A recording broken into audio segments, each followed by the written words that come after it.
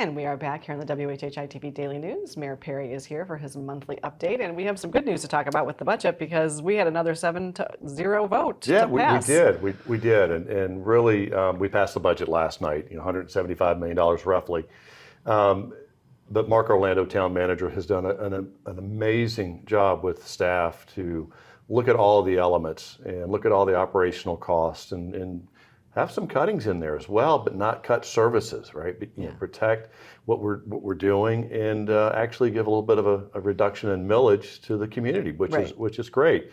And like you said, 7-0 vote, first time that we've had that in several years, and that's a huge win. That's a huge positive, and I really give that to Mr. Orlando and how we had meetings over the past several months to really understand the in-depth workings of it and how it's going to affect not just today, but also the long term. Right, for sure. And do you think the workshops that you had back in February kind of in how to communicate with each other helped that 7-0 come about too? Absolutely it did. And then we had 2-on-2 meetings, right? So Mark and I met with 2 council members at a time to discuss different points of view. And I sat on everyone just to listen to see where everybody was. Just to be certain we're all on the same page, right? And if we're not, how do we get there? How do we reach a consensus that really shows the community that we're working together? Yeah. Well, here we are. We have to talk about the bridge again. Yes, we do. Obviously, it's been a conversation for many, many years, and it's still ongoing. So where do we stand now? Because we've gone back to the drawing board. Sure. So basically, the county has voted to move forward with the bridge project, and it's kind of put us to the side a little bit. But a decision's been made, right? We're still waiting to see what the State Transportation Infrastructure Board is going to do, and we hope to have that meeting. Well, they hope to have that meeting in the next couple of weeks, and we can have that answer. So that's one step on their side. But what does it mean to us? It means that the $80 million from the referendum in 2018 is not there for the corridor, from Jenkins Island to Spanish Wells Road. So we talked about it last night during council meeting, and staff is going to start putting proposals together as to what it can be done.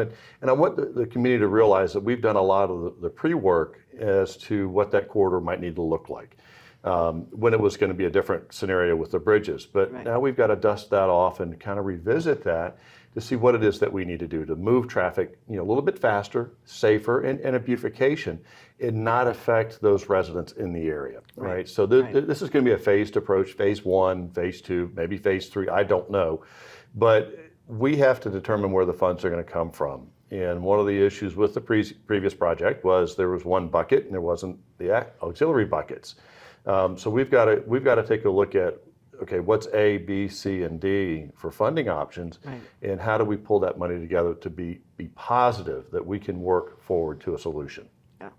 Well, when you're here next month, we'll probably talk about it again. I'm sure we will. Yeah, but it does sort of finally seem like it is actually moving somewhere. It does. Having a decision on the bridge. The SCDOT knows what they're going to do. They know what they want to do. The State Infrastructure Bank has got to make a decision if they're going to fund it or not, and then they need to get going with it.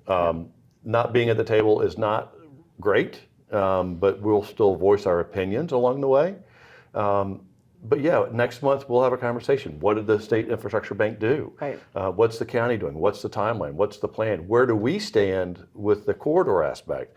And when the time is right, council will do a resolution to show support of what we want to see happen. Got it. All right. Well, we'll look forward to all of that. And we've got about a minute left. I know we maybe want to touch on beach renourishment just a little bit. Obviously, it's something we do every 7 years or so.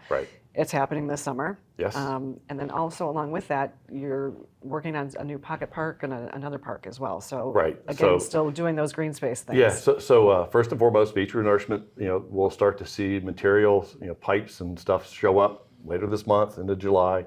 And they'll really kick it off. It'll last until May next year, probably a little bit sooner, but that'll be big. And yes, pocket parks we're looking at, and those are just some areas that are not looking great. And there's one down at Coligny Circle that we've got plans to go in and redo and make it a much prettier attraction, and also give some respite to those people that are walking across, a little shade and some things like that. So parks are always a big part of what we are here. And And we're fortunate for that. And we keep acquiring land to make certain that we're preserving areas and taking some extra density off the books. So there's a lot of great things that are happening. Yeah, well, good. Well, Mayor, always a pleasure to see you, and thank you again for the update. Thank you. And we will be back, so stay tuned.